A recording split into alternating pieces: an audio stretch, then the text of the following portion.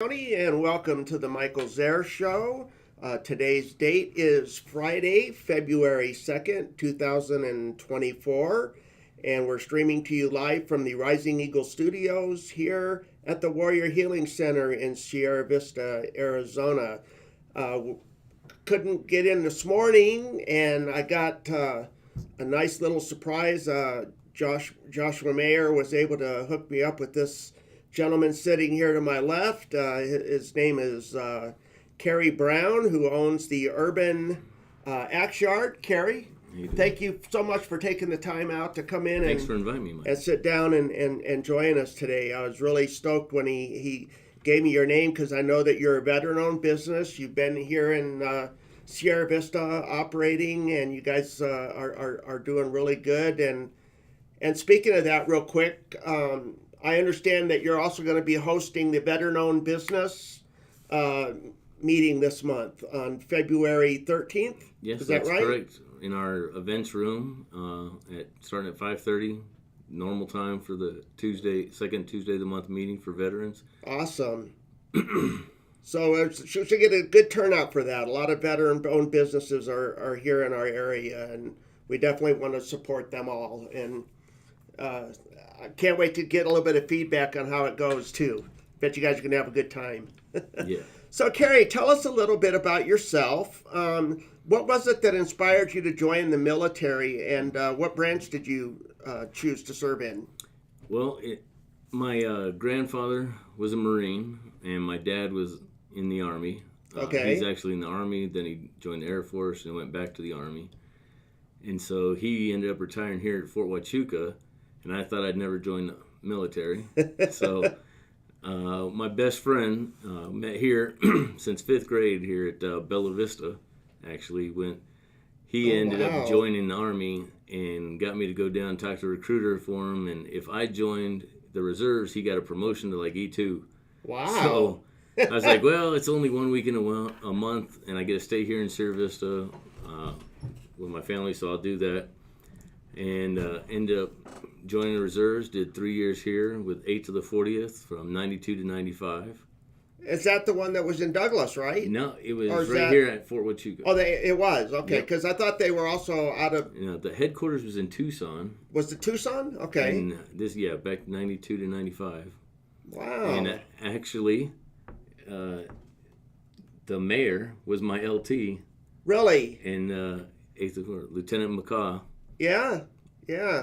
And it was the 40th. We served there together. I interviewed him a year ago when he was mayor-elect, and it was so interesting to hear his story as a 17-year-old, and his aspiration was to be mayor of Sierra Vista someday. That was really interesting. But we're here to talk about you, though. Yeah. Right. So I love how again, another story about how service runs in the family as well. It seems like that happens quite a bit.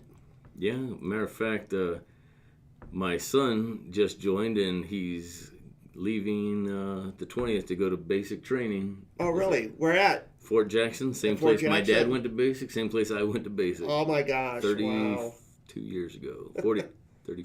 Service does definitely run in the family, doesn't it?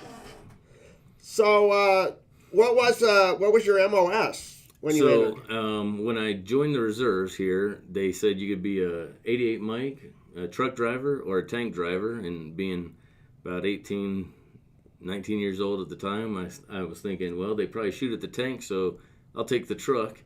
And then you get to school, and there you find out they cut off the supply line. They don't need to shoot the tanks down. So I was like, all right. So I did truck driving for the first. While I was in reserves. So when I went active duty in 1995 from here, going to Fort Carson as my first duty station, had to stay as an 88 Mike, and did that for the first, till 2003. So the first 10 years of my career, I was 88 Mike, and can't get out of 88 Mike. No? It's very difficult to get out. I ended up driving the CG of Fort Carson for about 2.5 years, 3 different CGs, and they helped me switch my MOS to a 74 Bravo, which is currently a 25 Bravo computer information analyst. So that had to be a big change, right? Well, that's what I was into. I did Cochise College for a couple years here, computer classes. But when I Okay. went to join the Army, the only thing they had available at 8th of the 40th, the armor unit here, Right. was truck driver, tank driver, Right. was what was open. So, but every time I was in a unit, oh, you know computers? I was the computer guy in the units, even though I was the 88 Mike. So tell us, how many years did you serve total in the military? So a total of 28. Joined Wow. 92 for 3 years reserves here. Went to Fort Carson in 95 to start active duty, and retired here at Fort Huachuca in 2020. And what was your during rank when you COVID. retired? First sergeant. First I retired sergeant? as a first sergeant. I was a master sergeant at the time. but Right. Yeah, you retired at your highest rank. So. Were you? So did you hold the position then as a first sergeant? Oh, Were you a definitely. company first I sergeant? did. I was a company first sergeant in Fort Bliss, El Paso, in the First Armored Division. I was in charge of ops company for HHD, First Armored Division Battalion. Okay. So, did that for 2 years in between tours to Korea. How does it end up where you go from being a truck driver into computers into being a first sergeant? Just So, kind of how it went. Yeah, I was truck driver. I started off, came in as an E2 based on my college, and here at Cochise College. Right. Got those 2 years, and then made my way up to staff sergeant with 788 promotion points to make that staff sergeant.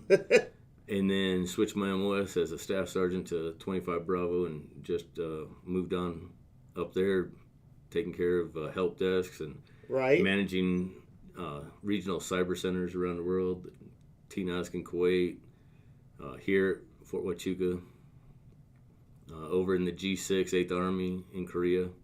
Wow. So tell us, what was your favorite duty station and what made it your favorite?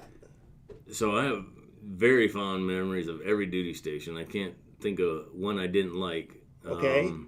Fort Carson was the big first one, and then first time I went to Korea, I was newly married and couldn't take the wife, so I wasn't having fun in Korea. Didn't like that. Okay. Never wanted to go back, but when I Was went that back, a 1 year enlistment? it was a there? 1 year. A 1 year assignment? and I I mean? was I was an E4. I was getting out of the Army, but ended up staying in over there because Okay. it's one of those rules. If you don't re-enlist, you're going to stay an extra 5 months because your ETS is not, you're 17 months out. You got to have 6 months to go back to the state. So re-enlisted and decided I better do something. I don't want to stay in E4. Right. But yeah, so the second time I went back to Korea in 2012, it was a great assignment. 8th Army G6 under some great leadership, great Sergeant Major Rob Teague, who actually is in the company that I'm working with for my day job now. Okay. So, but yeah, a lot of friendships, but I'd say Korea was probably the best unit. Was that a unaccompanied tour as well when you went It back the was. second time? It was. Was it? Yeah. Because I don't know of very many service members that have gone to Korea that actually been able to take their families. If you do, it's usually a longer assignment time, right? Yeah. Yeah. And I was offered to take my son, but he did not want to go, so he stayed with his mom, and I ended up going over there, and I was there for 2 years. And then went to Fort Bliss from there, became a first sergeant for 2 years. Okay. Loved that, and then ended up going back to Korea to work in the First Signal Brigade over there at Yongsan, Korea, which was another great assignment. But nothing, I don't think anything could beat the team we had at 8th Army G6. Yeah. Did you have any other assignments overseas other than Korea? I had Any other countries? a year in Kuwait. In Kuwait? Um, Okay. And a couple deployment down to Cuba in '95, right after I went active duty. So When you were in there, Kuwait, was Operation that Sea during Signal. when they were doing the liberation at the time? It was all the migrants that were trying to sail across from Cuba to Florida back in '95. Okay. Operation Sea Signal it was called. So Oh, okay. we were there helping get them processed and brought over, so they weren't all out there getting hurt, drowning in the ocean trying to escape Cuba. Wow. So, tell us, did you ever make that like really one good friend, close friend when you were in the military that you still kept in touch with even today? So it's interesting because I have a few of them actually. Good. You know, a guy from he's up in Phoenix right now, Wayne McWilliams. We ended up joining together, went to basic together, AIT together. We were in the same unit over here, 8th to the 40th is 88 Mike. So I still keep in touch with him, not as often, but still a good friend. And then another one, Craig Udelhoven. I met him in basic, and then the next year AIT, we had a split. He was in the National Guard, so we had split training. So we went to basic one summer, and the next summer was AIT.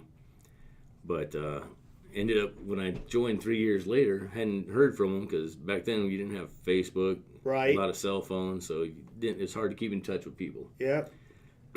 I go to Fort Carson on my first day of joining active duty, and they give me in process. They say, here's your room assignment. Go up there for the in processing. I go up and I'm getting ready to push open the door, and here's a guy buffing the floor, and it was Udelhoven. He got there the day before me. No way. And I was like, what in the world? It is crazy. And we were in the same unit for the first couple years, so reconnection there, and still talk to him. But I do have a few really good relationships that I keep to this day. I mean, there's not many people that I haven't served with that I wouldn't do anything I could for them. I'd be there in a moment, and they do the same for me, I know. Also, looking back, did you, as a first sergeant, did you ever have that young troop that was kind of like maybe a screw up or something that you kind of took under your wing maybe and helped them and they became a better person because of your leadership, and you kind of look back on them and kind of a proud moment there, or you got anything like that? Yeah, there's been a couple, but I'd have to say I wasn't, for a few of them, I wasn't their first sergeant at the time, but I was a master sergeant, and it was in Korea. And I didn't have the staff I needed. I was supposed to have a couple sergeant first classes, some staff sergeants, and I had 2 sergeants and like 10 privates right out of AIT. Wow. So if you're trying to fix the leadership in the 8th Army, their Yongsan, to get their stuff up, I had to send the sergeants who had the experience. So I ended up as a master sergeant training a lot of the younger soldiers for those 2 years, and so a lot of I don't want to say screw ups, but how they are right out of AIT till they get learned. So I made them do a lot of stuff, and I've seen them come a long way. I've treated them all the same. They had a couple of them. One of them's a warrant officer now. Another one's a sergeant first class. What? A warrant officer? Wow. 2 of them were working at the WACA, White House Communications Agency. Wow. And they've just done really well. And they said it's a lot to do with that first duty station in Korea for that 2 years. And some of the reason I stayed a second year was because I felt like they needed me. So I stayed and helped them out, and now they've just done great things. That's great. I'm glad. That's such a good story. Thank you for sharing that with us. Yeah. Looking back on your military service, what was one of your fondest memories? Or did I already ask? I didn't ask you that. Okay, yeah. Like I said, it's all about training younger soldiers and seeing them progress, like we just talked about, is definitely the fondest. But I do have to say, going to the field, that's a lot of bonding time with your soldiers, your unit, and a lot of good memories there.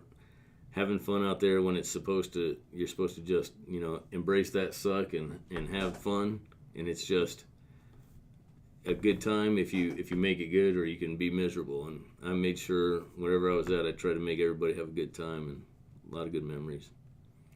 So what positive experience did you take away from serving in the military?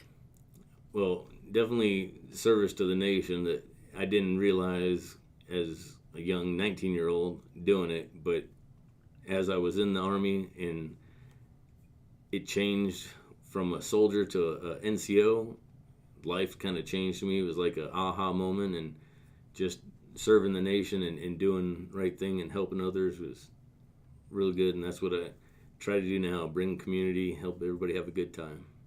Yeah, I kind of messed up on my question a little bit there. I meant to continue that with that you also brought into the civilian sector, and you just nailed it right there. Because it's a that leadership and stuff that you develop and that you learn, and then you bring that into that civilian sector. A lot of the civilian sector doesn't have that. Yeah.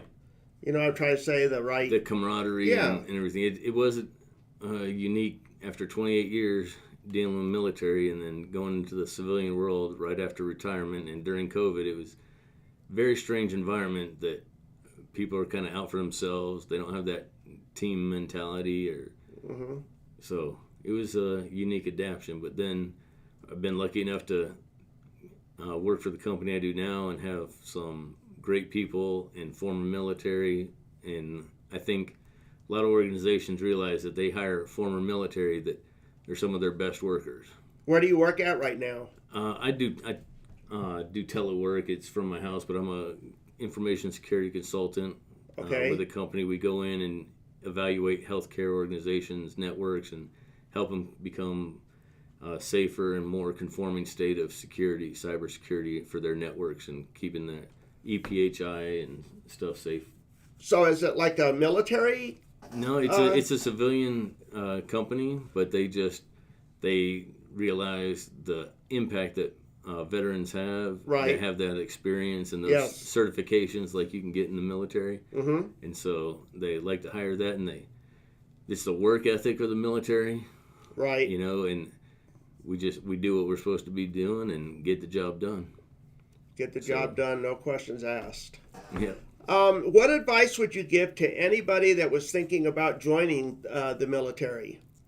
Well, I've been talking to my son a lot about this, like I said, because he's joining. But basically, a lot of people say don't volunteer for anything, try to hide out. I don't think that's the right thing. If you want to be successful, take everything you can, attack everything, volunteer, because when the good stuff comes up, they're going to be looking like, who's the first name they're going to think about? The guy that's doing all the good stuff. So don't try to hide out. Take all, and that's what I told these other soldiers. Don't you want to be better than everybody else? Treat everything as a competition. Wow, that's heavy. So I've still, to this day, one of the things I said to a couple of soldiers is make sure you touch every sandbag. And that just came from some late night mission I took some soldiers on. I was trying to hurry up, and we had to set up in Korea, a field site, and we had tents up, and it's like a week-long event to do that. And the weekend was coming up, and if we don't have everything done, they don't get to go home for that weekend before the 2-week exercise would start. So I took them out after chow, and I said, we're just going to get this done. We had to put sandbags around to our footprint area and get it done. So I took some, and a couple guys were going there and loading. One guy, instead of just throwing them in there, he jumped up in the truck and was taking the sandbags and stacking them nice. They'd all fit, so we could take them from that point of the sandbag point out to put on the perimeter.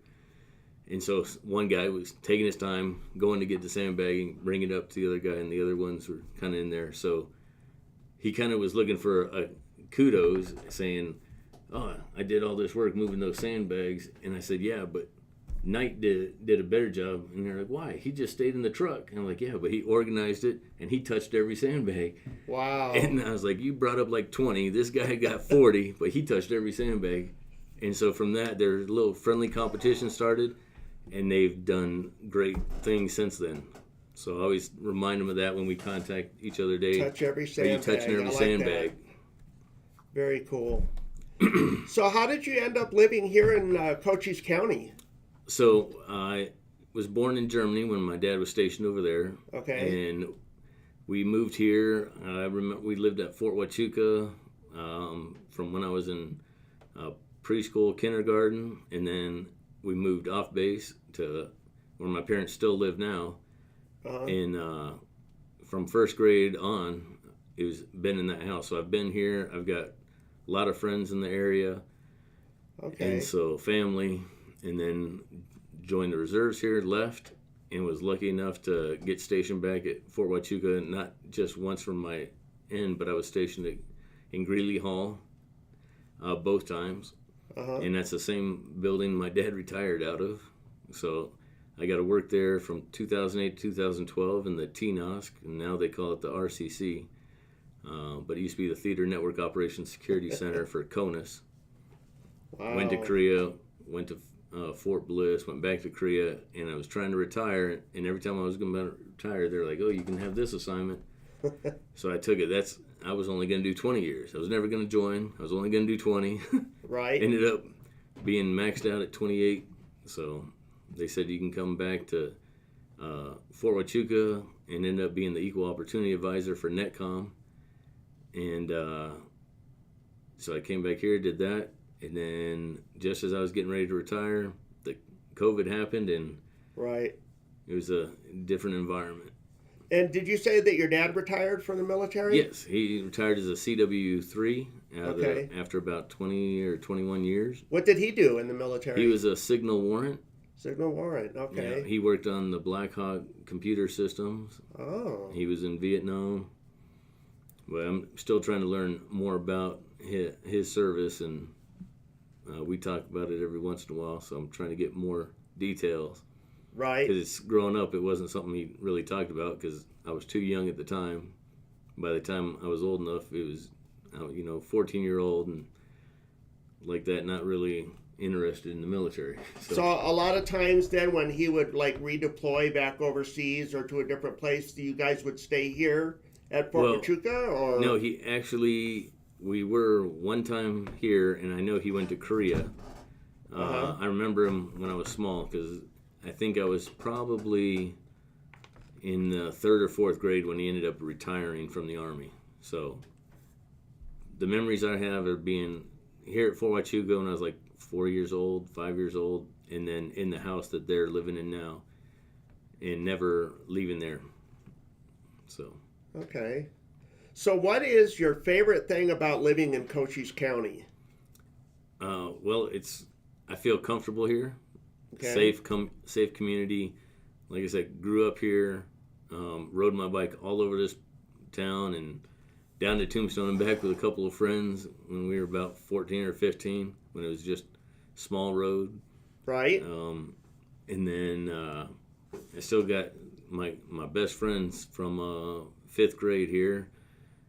He's done a lot of stuff in this area. He owns Garfield's Landscaping now, and so he's a great guy, and keep in touch with him.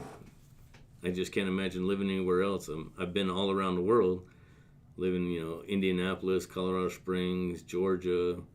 Right. Visited all the different areas, and I like this town. This place feels like home, huh? Definitely. It is home. It is home, and It is home. I can't imagine living anyplace else. And we have such a great caring community as well. Whenever somebody suffers a loss, it's like the whole community will come together and try to help and stuff like that. And that's one of the biggest things I love about our area here, is that come to shove, I mean, people set aside whatever differences they may have in the good of helping others. So and I think it's a good place to raise kids too. Safe community that. They always say that there's nothing here for kids to do, but there's plenty for kids to do. You just have to be inventive and go out and find these things to do. They don't come to you. You got to go out and find them. And so tell us, how did you come about opening up Urban X Yard? How did that all come about? So my business partner and me, we kind of met over at a home poker game. Okay. Actually, I met him through somebody I knew at one of those games, and then he was coming up with the Art of Escape rooms that were here in town for 3 years over at Lights Out Family Fun Center. Mm-hmm. So I love doing escape rooms. I did every one I could ever do in Korea that I could find, and all around the world. It's something I love doing, puzzles and mysteries and clues. So I helped come up with a lot of ideas. We had about 10 escape rooms at the time, and then when COVID hit, Lights Out Family Fun Center took a hit there, unfortunately, and we had to find another location. And so we found this building that used to have Hastings in it. Yep. And Miss Hastings, that's for sure. Then Halloween Spirit was in there a couple years, and it's just sitting empty. So we decided let's try it out, and we saw the space. And then at the time we had heard about axe throwing. We tested it out up in Tucson and liked it, and it feels like, I mean, axe throwing is supposedly the fastest growing sport right now, but it's not like throwing darts either. No. And it's a real good time. So we decided to open that up, and we're also opening our escape rooms back again, but we got the axe throwing going first, and in the back we got some rooms. You're going to have an escape room at the at where you're. I did not know that. So the Art of Escape will be back at Urban Axe Yard. Is that happening soon? It's happening soon. I got the rooms painted. Over the next couple weeks, we're finishing painting the hallways and the other rooms, and then start designing. Get one of them up right away, and then I'll be designing 3 more. And hopefully get those up as soon as possible. So something else fun to do in town. My grandkids, they live in Surprise, and they're 17, 13, and my granddaughter's 9, and they love escape rooms, man. So you could definitely count on us being there, because they love that stuff. That's exciting. Yeah. We currently have some mobile option, a little pirate's chest, pirate's code. It's pretty fun. You can do it for about an hour. You got to figure out how to get in the box, and then when you get in there, you got about 15 different puzzles to solve to finish that the end result there. I don't want to give too much away, but come check it out. And so you can do that at our location, or we can even bring it to you, or you can pick it up and drop it back off. But it's a very fun cool event, and we have a 15-minute escape game that we've put together and to bring out to events. So we got a lot of stuff going on, trying to have a lot to do here in the community. We just got a pool table in. We got a kegerator, so we got 8 drafts up there at the Axe Yard now, along with our beers and wines that we have. So then you have draft beer. We have 8 different drafts. We have and craft ciders. We got ciders, beers, wines, waters, Coke and Pepsi products. Milk. You brew any of your own? No, I don't. No. Do you get any from any of the local? Up in Tucson we have some flavors of Barrio. I believe that's in Tucson, and then some of the others around the Southwest region. But we're trying to get some more local. There's a place in Sonoyta, the Copper Brothel. We're trying to work with them and get some of their crafts into kegs to have people test that out here at Urban Axe Yard. Warrior Healing Center wants to know if they can bring in food. Yeah, you can always bring in food or have it delivered, do a potluck. You just can't bring in drinks. No outside drinks are allowed. Right. So, yeah, definitely bring in food, and you'll have a blast. And I understand that from talking to a couple of other veterans here that volunteer at the Warrior Healing Center, you not only offer axes to throw, but you have other items as well. We got a lot of sharp objects that you can throw and have fun with. Tell us about a few. So we have the standard hatchet, which is under 19 inches. We got a big axe, which is over the 19 inches, up to 23-inch handles. Okay. 25. And we've got knives. So some nice knives. We have throwing stars, some shurikens. We got some batarangs, the old round type. Batarangs? And the new squarish modern Batman batarang. Right, yeah. We got saw blades. We have throwing cards from Smith & Wesson. And all these, you can buy almost all these there also if you're getting into it enough and you want to have your own. And we have some shovels. So it's a nice little spade shovel that you can throw and stick there in the board. Everybody has a good time doing that. Do you have anything like any kind of leagues or anything? Oh, yeah. Where you have I got a league tonight for knives. So last night we just did week 3 Okay. Waddle is World Axe Throwing League, and that's what we're part of, and also World Knife Throwing League. So Okay. tonight is knives. So that's what that's saying. Yeah. Okay. So tonight is knife throwing, and that starts at 7 o'clock. And you're welcome. People can come in, watch it, and doesn't cost anything to just come in and spectate.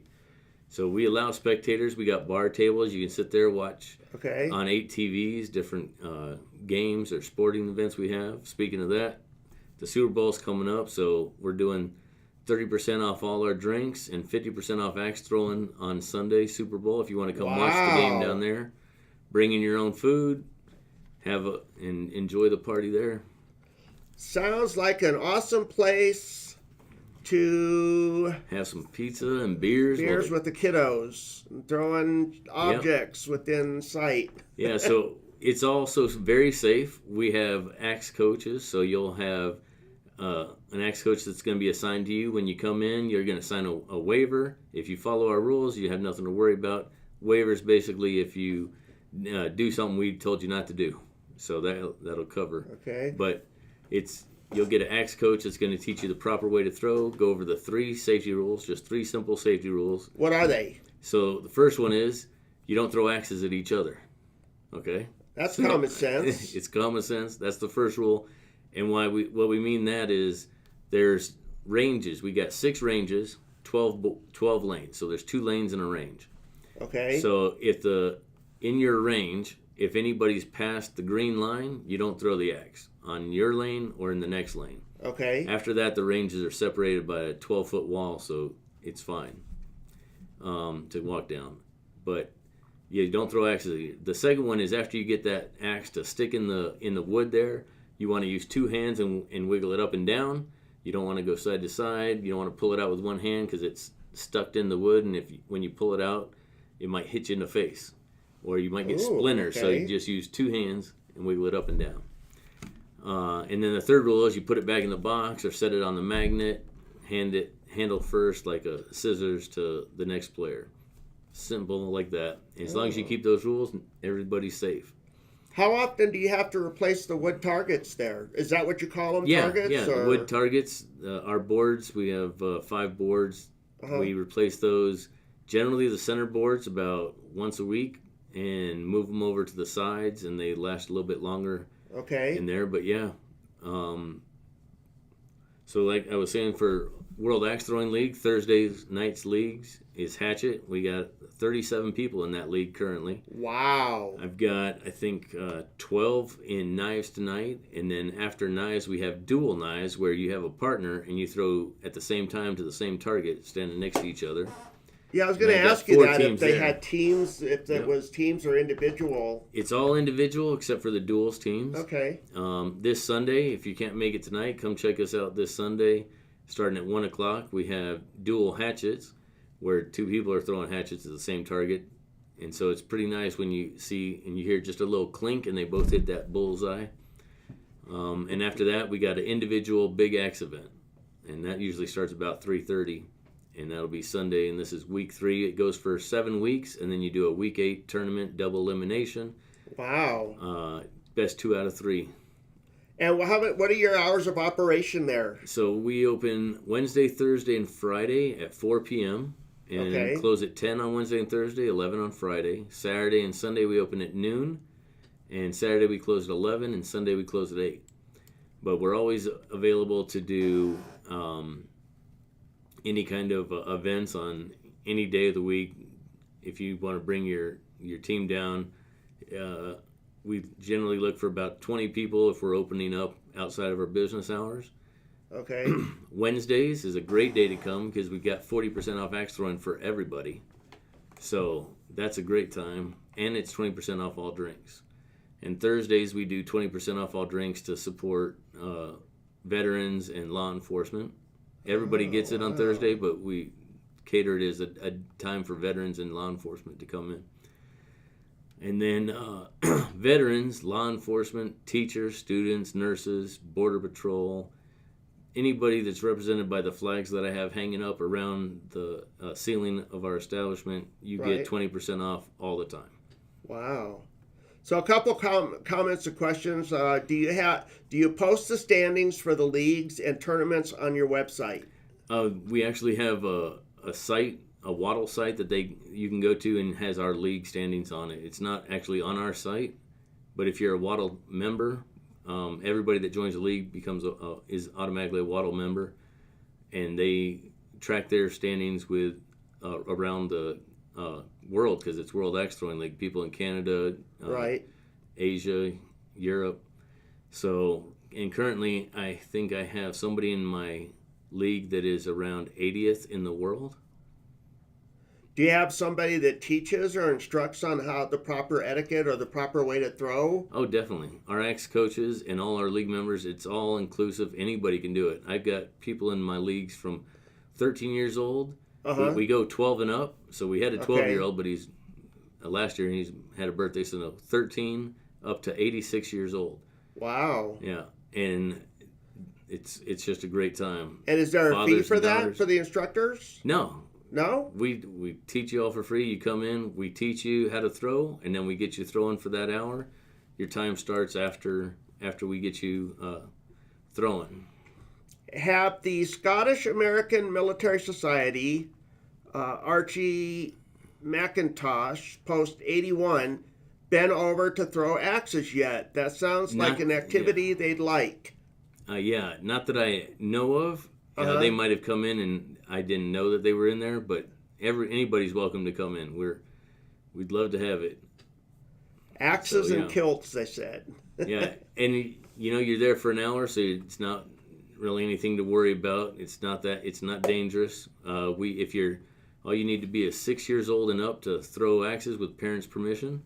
If you're under 6, we got these little plastic targets and all kinds of yard games in the front of our business that people can play, and all that's free to our customers. Cornhole, darts, bowling, which is Wow. football bowling. If you've ever seen that, you throw a football, try to knock down the bowling pins on the other side. We got darts, a pool table. We got Jenga, a giant Jenga thing, Connect Fours, and again, you can just sit there at a bar table and watch the TVs on the screen. Do you have any last any last words or anything that you'd Yeah. like to share with our audience before we close here? Definitely. Just Super Bowl is coming up. We have time here. We have Okay. Valentine's event coming up for a couple. $65. You can go on our website. You have to go there to reserve it. We do that. We're doing that this Friday and Saturday. There's different time events. It can be a couple, or you can get a few couples together, up to 3 couples per lane. $65. You'll get a little security box, a dessert, 2 drinks for the couple, a drink for each of you, and an hour of axe throwing. And we're also doing a wine tasting from Twisted Union Winery, and that's a $15 add-on if you're interested in doing a wine tasting. But we're doing that this Friday, Saturday, Monday, Tuesday, and Wednesday, Valentine's Day. Wow. Actually, next week. I'm sorry, not this Yeah. Friday. Next Friday, Saturday, Right. the 9th, 10th, 11th, 12th, and 13th. We're not doing it, or 9th, 10th, 12th, 13th, 14th. We're not doing it on the 11th because we're doing our Super Bowl Right. event that day. So, and then the other thing I'd like to tell you is, definitely come out and check out our for the Valentine's. If you have any dietary restrictions, we try to accommodate that too. So just let us know. But we're definitely have a lot of events going on there. We like to try to help support the community when we can. So we need the support of the community also. Yes. But come see us. Come check out our leagues. Like I said, there's nothing better than just sit back, have a drink, and watch a bunch of people throw axes and hit the wood. So you come out, you can try all the stuff we have. Well, I guarantee you, I will definitely come and check it out and bring my family as well. I think that they will have a really good time. Yep. I have not yet been there, but I'm now anxiously looking forward to attending. Where is the best place to find info on upcoming events? It would be go to our Facebook or our website, www.urbanaxeyard.com. or our Facebook. You can go to Facebook and look up Urban Axe Yard. But yeah, come out, check out the leagues. A lot of benefits of leagues. You get 20% off axe throwing after your free 2 hours that you'll get every week. If you're a league member, you get 2 free hours to practice. Wow. Up your game. You get 20% off drinks all the time, 10% off merchandise. So it's a great time. It sounds like it. Definitely. And it's Thursdays, Fridays, Sundays are our leagues. Wednesdays and Saturdays are a lot of practice. But public's welcome anytime. It's really great. Please come check us out. And Joshua Mayer, thank you so much for recommending Carrie for the interview today. It's been very informative and fascinating, and it was such a pleasure and honor to meet you. And you too.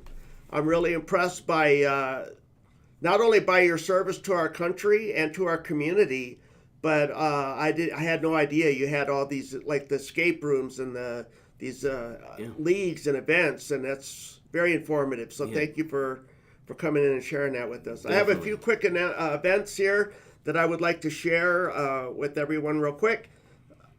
First off, I wanted to talk about the AARP that's here at the building in the Warrior Healing Center. They're doing taxes. You do not have to be a veteran. Anybody can come in and get their taxes done. If you need an appointment, the phone number has been scrolling along the interview right here where it says Warrior Healing Center tax appointments. You just have to call 520-353-9514. And don't forget to mention the Warrior Healing Center's QCO code, which is 22467, and get your free Arizona tax credit for that.